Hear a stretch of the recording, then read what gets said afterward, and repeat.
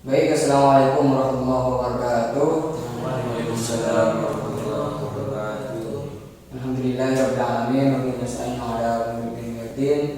Pada kesempatan pagi hari ini kami kelompok terakhir diberikan amanah untuk mempresentasikan dengan judul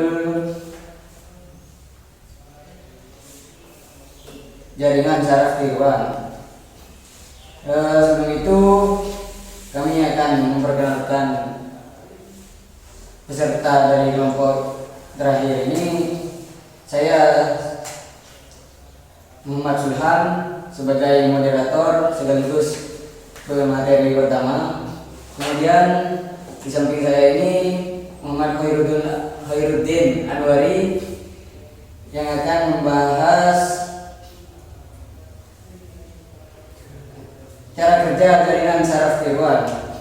Kemudian sebelahnya yaitu Tosan yang akan pemateri ketiga yang akan menyelesaikan penyelesaian masalah dengan jaringan syaraf tiruan.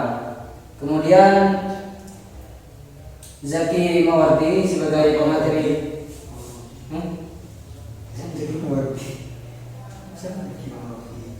Zaki Mawardi yang sebagai pemateri keempat yang akan menjelaskan tentang kelebihan dan kekurangan jaringan syaraf tiruan. Yang terakhir yaitu Lutfan Syafiq sebagai pemateri terakhir dengan tema aplikasi yang menggunakan jaringan syaraf tiruan. Demi meningkatnya waktu, saya sebagai penyaji pertama akan membahas tentang pengertian jaringan syaraf tiruan. Menurut Hermawan Arif 2006, jaringan syaraf tiruan didefinisikan sebagai suatu sistem pemrosesan informasi yang mempunyai karakteristik menyerupai jaringan syaraf manusia. Jaringan syaraf tiruan dibuat sebagai generalisasi dari model matematika atau pemahaman manusia, dengan kata lain human cognition, yang didasarkan pada asumsi berikut. Yang pertama yaitu pemrosesan informasi terjadi dalam elemen sederhana yang disebut neuron. Yang kedua yaitu sinyal mengalir antar sel saraf atau neuron melalui sambungan penghubung. Yang ketiga yaitu setiap sambungan penghubung memiliki bobot yang sesuai. Yang terakhir, setiap sel saraf akan menjadi fungsi aktivasi dari sinyal penjumlahan berbobot yang masuk untuk menentukan sinyal keluarannya.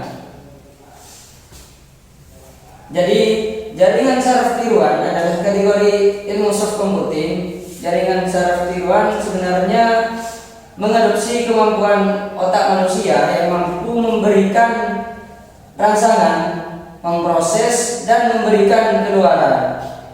Keluaran tersebut diperoleh dari berbagai rangsangan dan proses yang terjadi di dalam otak manusia. Kemampuan manusia dalam mengolah informasi merupakan hasil dari rumitnya proses di otak. Misalnya yang terjadi pada anak, mereka mampu belajar melakukan pengenalan meskipun tidak mengetahui algoritma apa yang digunakan. Kekuatan komputasi yang luar biasa dari otak manusia adalah ciri khas dalam studi ilmiah. Mungkin hanya ini yang dapat saya sampaikan.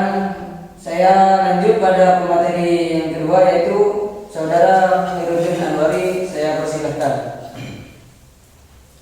Baik, dalam poin kedua ini yaitu tentang cara kerja jaringan syaraf tiruan. Nah, sebelumnya kita sudah ketahui apa itu jaringan syaraf tiruan yang sudah dijelaskan oleh pemateri pertama.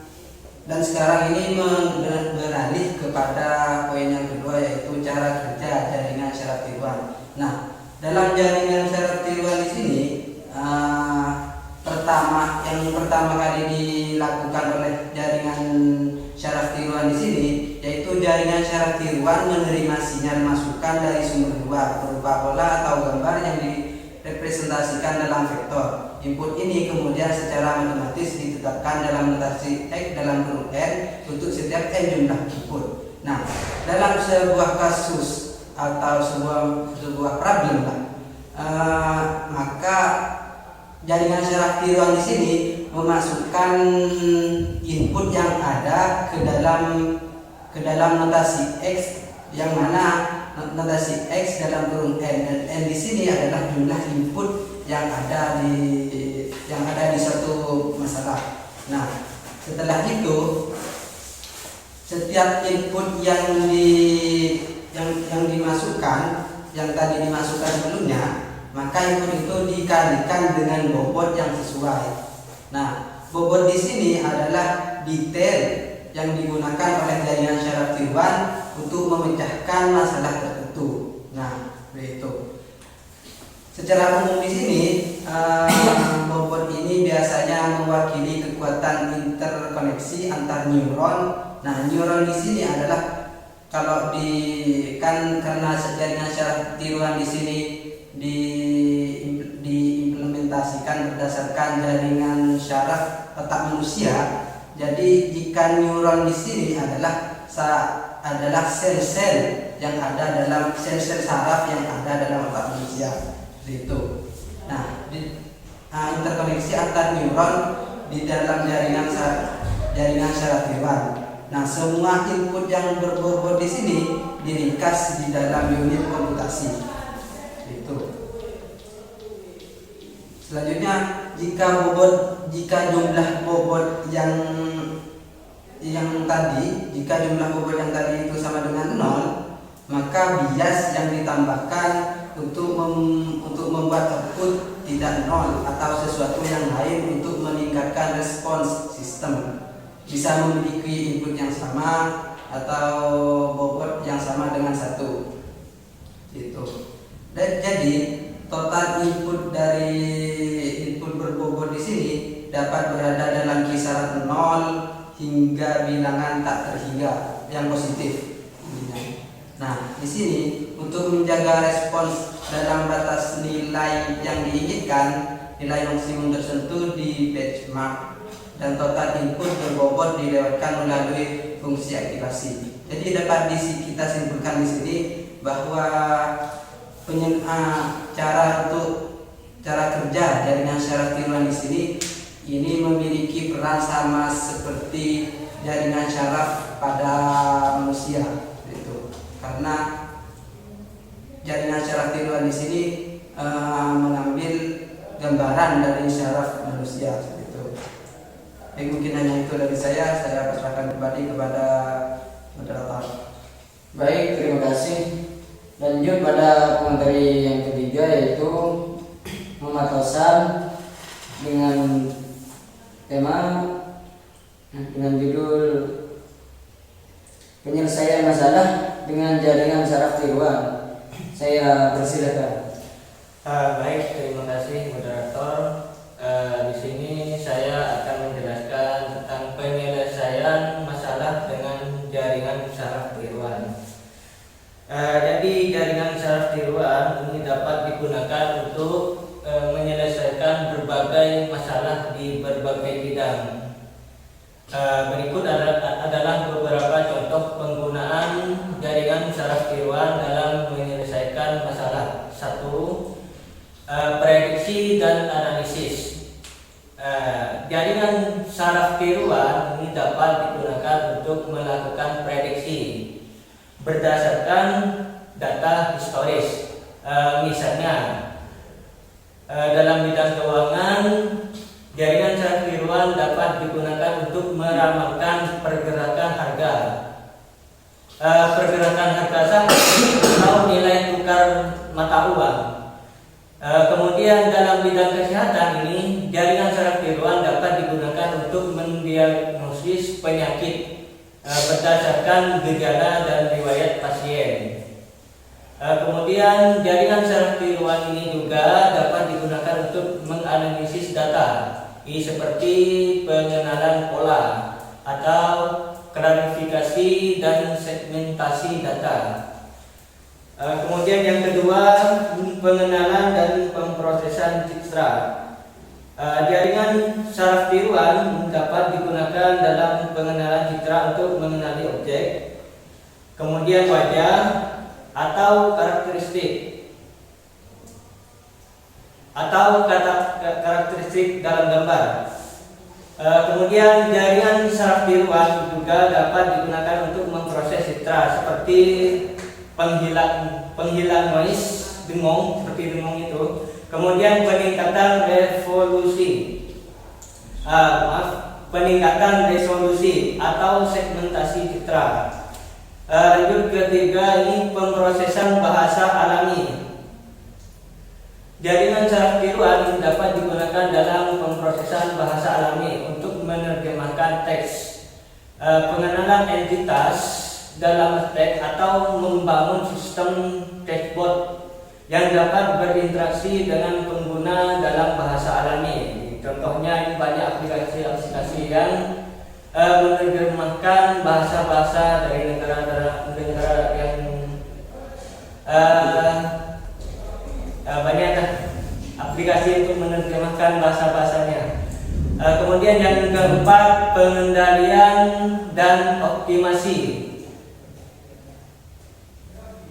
Jaringan saraf tiruan ini dapat digunakan dalam pengendalian sistem seperti pengendalian lalu lintas, pengendalian robot, atau pengendalian proses industri.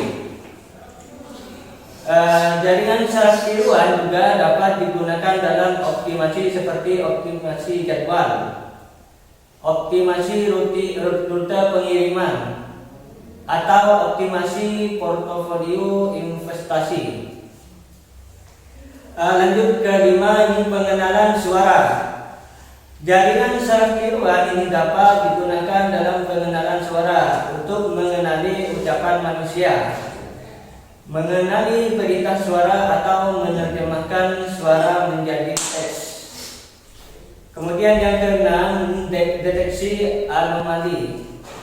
Jaringan saraf tiruan ini dapat digunakan untuk mendeteksi anomali dalam data, seperti deteksi kecurangan dalam transaksi keuangan, deteksi serangan siber, atau deteksi kerusakan pada mesin.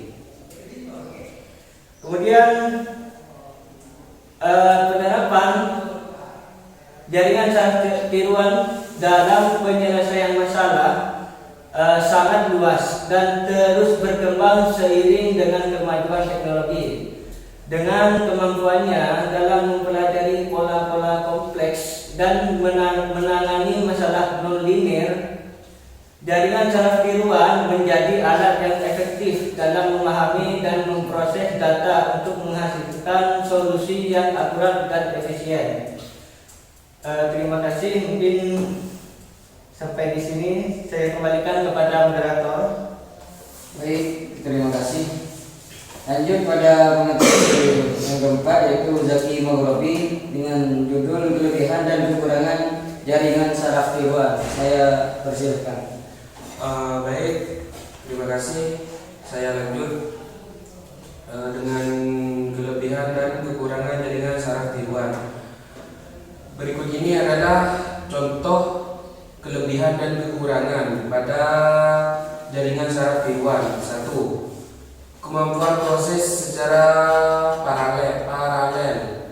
Jaringan saraf tiruan memiliki kemampuan menyediakan data untuk diproses secara paralel, yang berarti dapat menangani lebih dari satu tugas pada waktu yang bersamaan. 2. Menyimpan data di seluruh jaringan.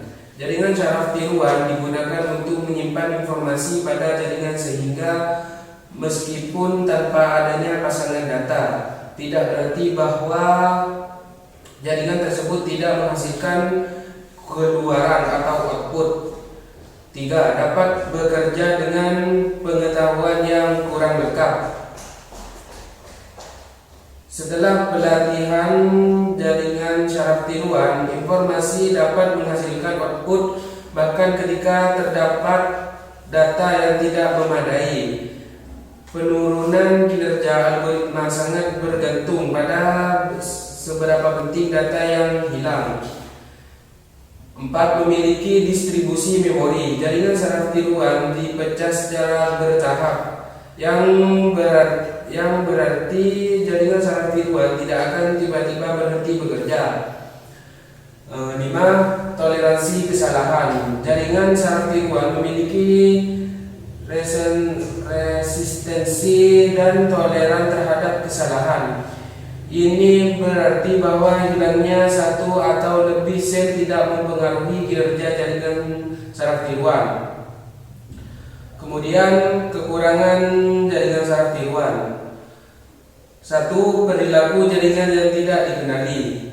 Jaringan saraf tiruan mampu menghasilkan solusi menguji namun tidak dapat memberikan alasan dan cara kerja dari solusi tersebut. Hal ini mengurangi kepercayaan pada jaringan. 2. Sangat bergantung pada perangkat keras. Jaringan saraf tiruan membutuhkan proses dengan kekuatan pemrosesan paralel sesuai dengan strukturnya. 3. Perlu menunjukkan masalah dalam nilai numerik. Jaringan saraf tiruan dapat bekerja dengan data numerik sebelum diperkenalkan ke jaringan saraf tiruan. Masalah harus diubah menjadi nilai numerik terlebih dahulu. Mekanisme ini akan berdampak langsung pada kinerja jaringan. Dan yang terakhir, 4. Sulit menentukan struktur jaringan yang sesuai. Kurangnya aturan untuk menentukan struktur jaringan menyebabkan pemilihan arsitektur jaringan saraf tiruan yang tepat hanya dapat ditemukan melalui trial and error dan pengalaman sebelumnya. Mungkin hanya itu yang dapat saya sampaikan. Saya pasrahkan kembali kepada moderator. Baik, terima kasih. Lanjut pada pemateri yang terakhir, yaitu Lutfan Syafiq dengan judul aplikasi yang menggunakan jaringan saraf tiruan. Kepadanya saya persilahkan. Bismillahirrahmanirrahim. Terima kasih benar moderator. Di sini saya akan menjelaskan beberapa contoh aplikasi yang mana telah menerapkan jaringan saraf tiruan. Ada banyak aplikasi yang sudah menerapkan jaringan saraf tiruan. Di antaranya yang pertama yaitu pengenalan wajah, di mana di sini biasanya digunakan untuk memverifikasi keamanan. Misalnya dalam seperti yang sudah kita tahu bersama dalam smartphone kita, misalnya dalam untuk membuka kunci sudah menggunakan pengenalan wajah. Dan seperti juga ada misalnya di perusahaan untuk membuka kunci ruangan tertentu, misalnya itu ada yang sudah menggunakan pengenalan wajah dengan beberapa penerapan yang sudah dijelaskan tadi. Yang kedua, kendaraan otonom yang biasa kita kenal itu pengemudi otomatis. Jadi sebuah kendaraan yang berkendali secara otomatis. Jadi di situ memadukan GPS, sensor dan lain sebagainya untuk sebagai alat mendeteksi. Dan selanjutnya penerjemah bahasa otomatis. Jaringan saraf tiruan tersebut digunakan dalam sistem penerjemah bahasa otomatis. Bisa kita lihat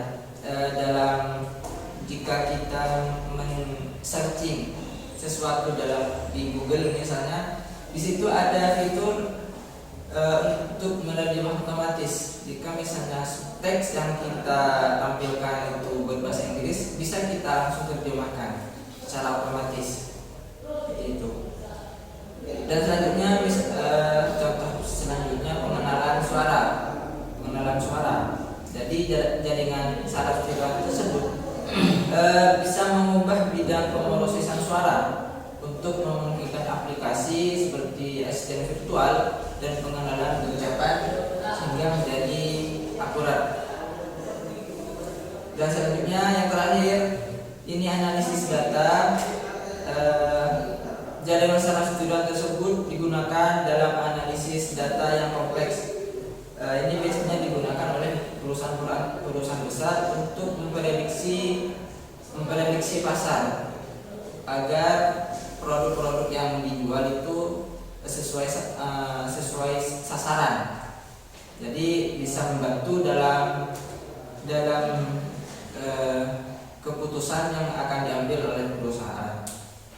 Dan masih banyak lagi contoh-contoh aplikasi yang sudah menerapkan jaringan saraf tiruan tersebut. Namun hanya ini yang dapat saya sampaikan.